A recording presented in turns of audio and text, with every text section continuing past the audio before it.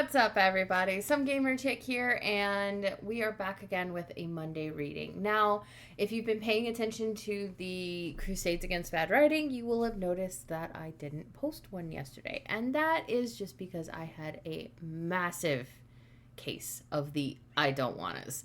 So, I'm probably going to record it today, edit it, and set it up for next Sunday. So if you're here at my channel for that, don't worry, I will be getting the next episode out. I'm just skipping the Sunday because I just didn't want to did not want to deal with Scotty yesterday or the day before, and I had work, and I prefer doing all of my recordings when I don't have work.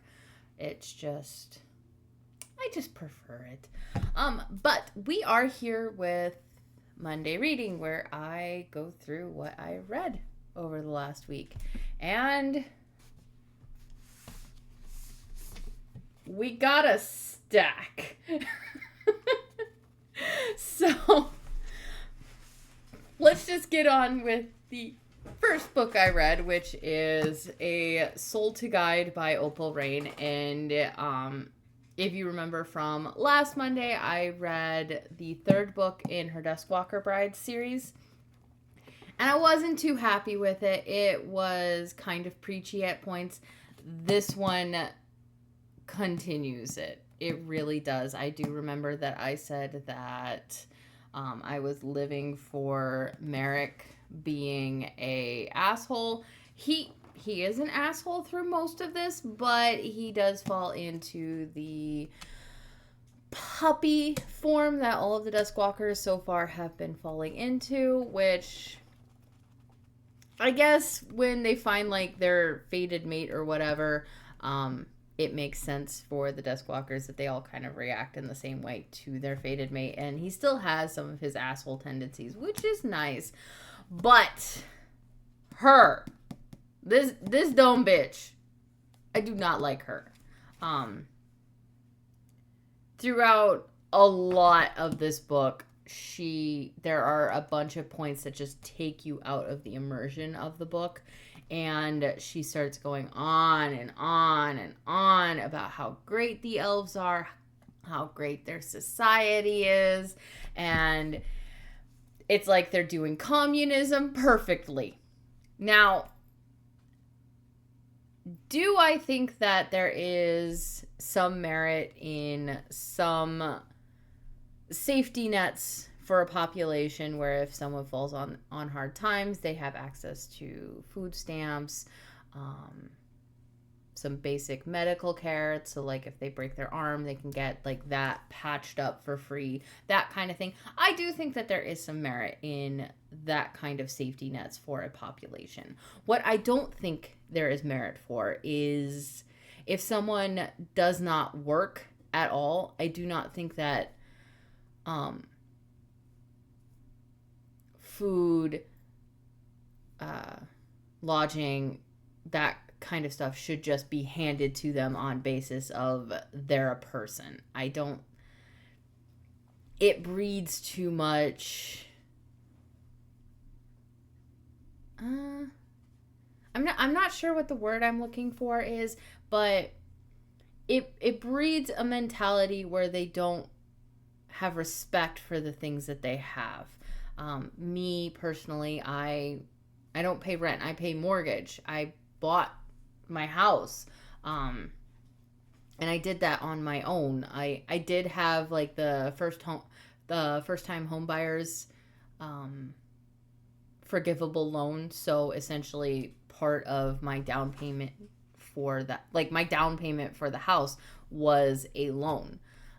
But it was a forgivable loan, and once I was in my house for 2 years, that loan was forgiven. And I think that for first-time home buyers, I think that is something that is okay, because it does promote people actually buying homes, setting down roots, doing that kind of stuff. But because I went through that process, I did all of that, I have a fairly healthy respect for my home. And oh my god, I still hate fucking mowing. I fucking hate it. And I gotta call someone to get it done because I got behind on it. But, and I know, like, my house is kind of a mess. I mean, I've got a bunch of boxes right there, but I've been working on it. I've been working on getting them out of the house. I got a bunch of them in my trash bin right now, ready to go out tomorrow when the trash comes around. But, the way that the elves just went off on a tangent, but the way that the elves are portrayed in this is Opal Reyne writes them like they are these paragons of a perfect and utopia society, and they are super smart and super athletically fit, like they're perfect beings. But at the same time, they're the ones that caused the demons to come to Earth. They're the ones that caused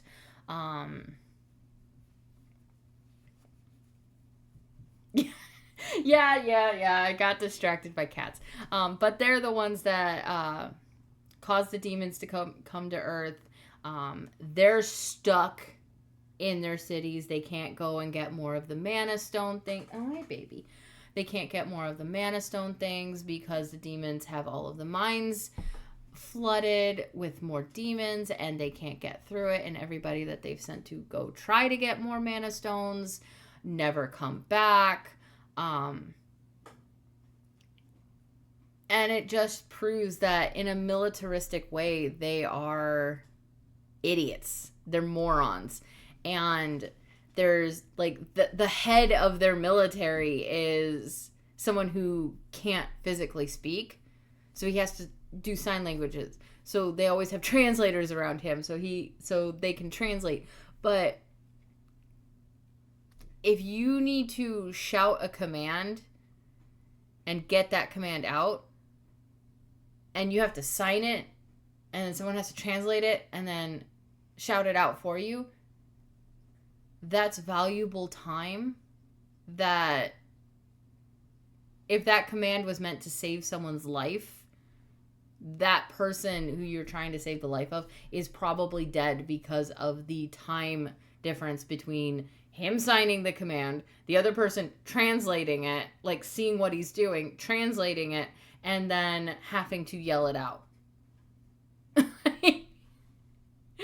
It makes no sense. Having like a blind scientist, fine, whatever. That's perfectly fine. The main character, she is a blind scientist. That is perfectly fine. But let's have a military that is perfect functioning order. And she also keeps talking about how, oh, we accept everybody no matter what. But it is also mentioned that a lot of the demons that have gained enough humanity that they want to just be with the elves. He likes it when I do this. Don't worry. He likes it. He's a weirdo. But like the demons that have enough humanity that they can live with the elves peacefully, they are still regarded with a wariness. So technically not everybody is as accepting of them as she is trying to claim. And then when Merrick gets there, she's like, oh, well, they'll accept you. And they don't want to accept him because he's eaten a whole bunch of things. They do like this mind reading thing. Like Opal Reyne is trying to make the elves seem like this perfect society. And will you stop it? Yeah, gross. He's getting boogers all over me. But they're really not. Will you stop it?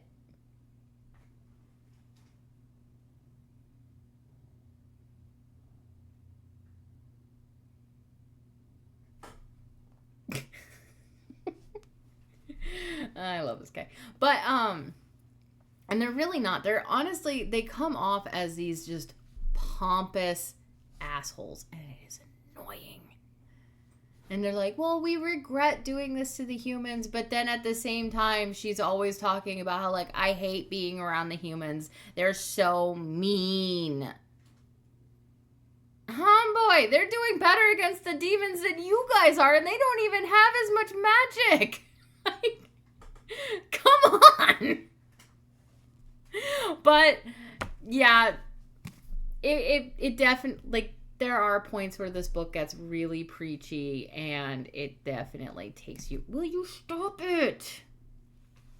Ugh, gross. Get down. Thank you. But yeah, it gets preachy about how communism is great, capitalism is bad. You should be accepting of everybody. And then there's one part in it where at the end where a council member talks, and instead of just describing what the council member looks like, Opal Reyne goes, blah, blah, blah, blah, the non-binary council member said. And I'm just like,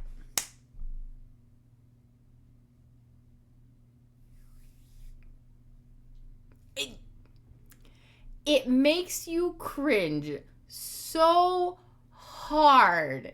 It takes you out of the immersion of the book. And you don't want, when you're writing a book, you do not want the reader to be thrust out of the immersion of the book. So, honestly, I'd give this a 2 out of 5. Really, I did not like the ending, especially when it's like, will you stop it? Especially since towards the end, Merrick makes the decision that if Reyne doesn't want to become his bride, he'll get her back to her world, but he'll go back to his own world, gather up all of his brothers forcefully, and protect them whether they want it or not. Like, that is the choice that he makes. And he asks the council, can we bring my brothers here to protect them from Jabez? And they go, well, the ones with brides, sure, but the ones without brides, no, we can't. They're too dangerous. And then, like, some of the world building in this book, it gets a little shaky, especially when it comes to Weirdeer and Weirdeer. I pronounce it Weirdeer in my head.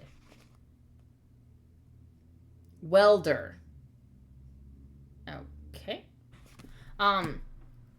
With Welder, the spirit of the void that fathered all of the Duskwalkers, apparently he fathered them to collect human souls for him to make him stronger.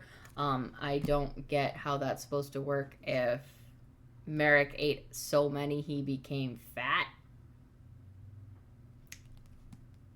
Yeah, the world building gets a little shaky in this one, and there's also a lot of repetitiveness. It just feels that from book 1 and 2 to books 3 and 4, what made, like, the skill level in the first 2 books was superior to the skill level in these books. In 2 and 3. So I'm not too excited for book 5. So that was why instead of going to book 5 in my reading, I actually went to Mermaid Smut. I watched a rant review about this book. I thought the storyline sounded pretty good, so I went ahead and I got it and I read it, and I did really like it. You have Argus and Rhea? Mira. Argus and Mira. She's a mechanic in an underwater city. The world building, it's fairly surface level, but you can tell that the author, Emma Hamm, she put some thought into the Undines, or the people of the water as they call themselves. There was some thought into the people living under the ocean. The reason why they're under the ocean is the surface world is just covered in storms right now, and it's not habitable for them, so they went down below because they couldn't go into space. And then the concept of him stealing her away to try to learn human secrets so they can take down the underwater cities because they're polluting the ocean. It's not a bad plot. Like, it's really not a bad plot hook to get the characters together. It's not bad. Their banter is pretty funny. And it's not even, like, full on smut. It's not, like, a smut scene every couple chapters or anything like that. There's really only a bit, and it's all the way at the end of the book. So, I mean, you get the romance part of it, and then there's also kind of like an overarching plot too. I actually went ahead and got the next 2 books in this as well.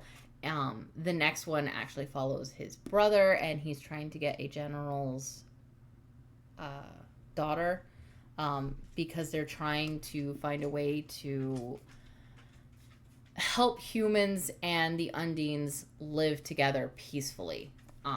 Because for the last few hundred years, they have been fighting because of reasons, I guess. But basically, the Undines are like, no, you keep hurting us. Fuck you. But then they learned that, oh, humans and Undines can kind of mate and coexist and all that kind of stuff. So it's not a bad series, and I really did enjoy it. I had a lot of fun with it. I'll definitely read the next 2 books in the series for sure, and I will give you, and they will go into future Monday reading videos. But I would definitely give this like a 4 out of 5. I liked the banner. I like there were a couple plot holes, but it wasn't super repetitive on things. And then I just also really liked this. Like, every chapter starts like that, and I really liked it. But this always kind of annoyed me, because it's like, if a chapter ends on this page is always blank, just so you can have this on the next chapter, which stylistically it was kind of annoying because I didn't like the blank page, but I do like this picture thing that they have on like every chapter start. But yeah, I really did enjoy this. The anatomy of the Undines, at least the male ones, is a little weird. Also, why is it that every single iteration of mermaids has the females brutalizing the men during sex? Why? Why? Can we get a mermaid story where the females don't brutalize the males during mating? Can we? Maybe I'm going to have to write that. But that is my thoughts on this one. There was no preaching in it, so I didn't end up getting thrust out of the immersion of the story. It was fun. I was enjoying myself. But yeah, definite 4 out of 5 for this one. And then I also read this. Just a quick manga. This one is Wild Beast Forest House Volume 2. I have Volume 1. I really enjoyed it, so I went ahead and got Volume 2. Plot line, basically, he's a house cat. He ran away from his human owner who declawed him, so that's why he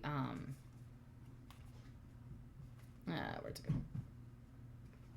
Where is a good picture of it? Okay, so if you see right there, he's got bandages on the ends of his fingers, and that's because he was declawed. So you learn that in the first book, and then his old human owner comes trying to get him, and the bunny boy ends up getting shot, and then he goes back to try to get the stuff that they need to help the bunny boy, and the wolf guy, Ragnar, he because it's Yule is the cat, Ragnar is a wolf. He comes to get him, and the guy throws the medical bag in the fire, and then they're like, wait, there's rocks, and then there's a note from the fox guy. I'm taking this for my friend. P.S. You suck. You suck. P.S.S. I peed on your bed. Todd the fox. So, like, the whole thing, it is super cute and adorable. It's a boys' love. So if you're not into that, I wouldn't suggest this. But if you like boys' love stuff, it's cute, it's adorable. It's not like super in-depth in world building or anything like that. And it's just a quick read that was super enjoyable. So I'd definitely give this like a 4 out of 5 for sure. And then the book that I am currently reading, I've been doing this partially with the physical copy, partially with audiobook while I'm at work, because I got the audiobook, I was listening to it at work, and then I was like, I need the physical copy of this. This is so good. It is Empire of the Vampire by J. Kristoff. And listening to the audiobook, it flips back and forth between third person and first person. And when you're reading the book, it makes sense because the premise is Gabriel de Leon, right here, right there. He is a half vampire, and he was recruited into basically a religious order of monster hunters that are all half vampires. And when you first start the book, he has been captured by vampires. He is in a cell. He is the last of the Silver Saints. And another vampire comes in, and he goes, you are going to tell me your story. So that is why it flips between first person and third person so much, is because in present time, he is locked in a cell with this vampire, and he is being forced to essentially just tell the story of his life. So it also kind of goes like jumps back and forth between like different timelines too. So like he's telling the story of his time in San Michon, which is the monastery where all of the Silver Saints are trained and where they live and all of that. And then also his time with the Band of the Grail, which is just a bunch of people looking for essentially what is the Holy Grail in this. And because they're trying to end the Everlasting Night or whatever they call it. But it is really good, and so far this is hitting a 5 out of fucking 5. I am enjoying the fuck out of this book. It's the banter between him and the vampire that he's talking with, is like he's telling a story to, is pretty funny. The banter between him and his friends is pretty funny. The woman he ends up marrying, the banter between him and her when they're both still at San Michon is pretty funny. It's also got pictures in the physical copy, which is kind of nice, because you get kind of like a view of the characters. I'm trying to find a good picture, because he ends up like actually getting married, I guess. I haven't gotten to the part where he's talking about it, but she's like the Emperor's daughter too. Let's see. Where is it?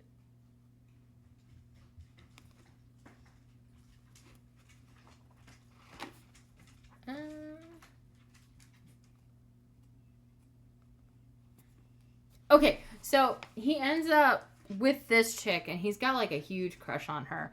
But this chick, so this is in the part where she goes, okay, well, you owe me a favor, and if you want to repay that favor, you're going to teach my friend how to use the sword because she wants to use the sword. So it does get into that women can fight too if they really want to type deal, but it's not preachy. It doesn't preach at you, so it doesn't take the immersion of it, of like being in the book. It doesn't take you out of that immersion. So when it gets to that point, it's organic within the storytelling. So instead of feeling like the author's preaching at you through the book, like how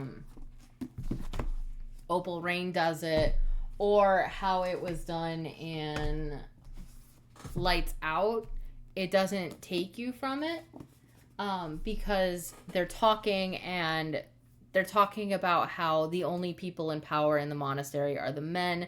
The only people allowed to learn how to fight are the men. And Gabriel makes a observation that it's not the fact that it's men in charge and that's why only men can do it. It's the fact that it's old people in charge. Basically alluding to old ways when you have like older people in charge, they're gonna kind of be like, okay, we're gonna go with like all of the more traditional ways of doing things, but it's when new people start getting in charge, that's when you start seeing different changes in things. And he points that out, and he makes a good point on it, and it's done in an organic way in the story. So I didn't feel like I was getting preached at by Jay. I could tell like that was kind of what he was going for. Like women can fight too. It's okay.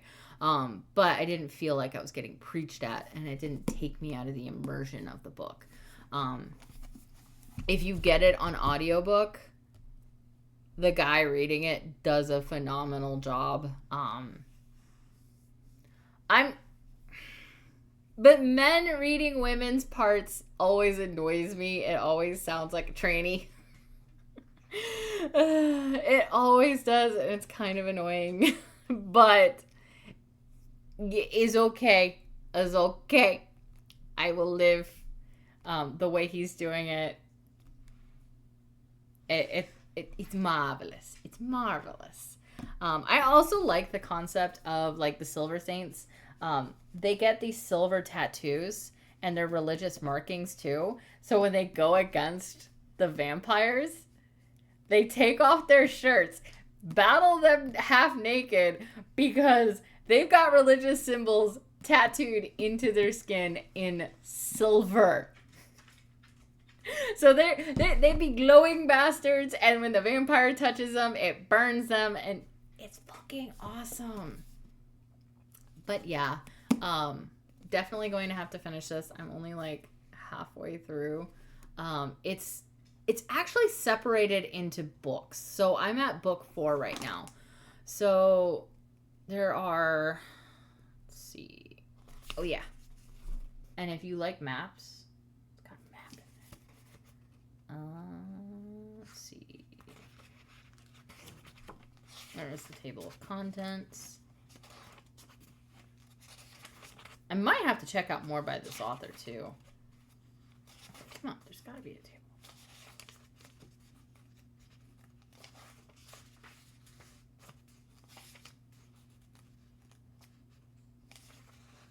Okay, so there's no table of contents in the physical book, but if I go into my... Come on. I have an older phone, leave me alone. But if I go into my Audible, I can look at the table of contents there, and we can see how many books are in this.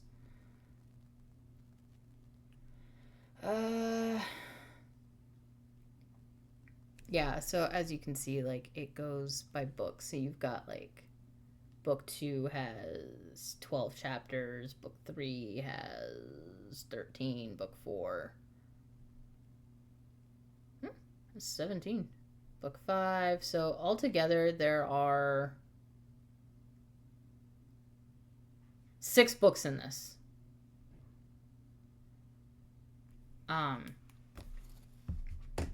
But I am hoping that the second book is more third person and more fighting against the vampires. But definite so far, this one is definitely a 5 out of 5. I have been enjoying the hell out of it. I've been reading a lot of it during work though, because my brain switched gears and now I'm in a writing mood. So I've been doing a lot more writing on my own work. I have been working on book 6 of my Sacred Beast books for the past couple days. Book 4 releases July, and I will give you some. What is it? I will give you information on book 5. I do have that one done. I will give you information on when that one will come out. After book 4 has come out, I'll probably post a video on that on the day that book 4 comes out. What else?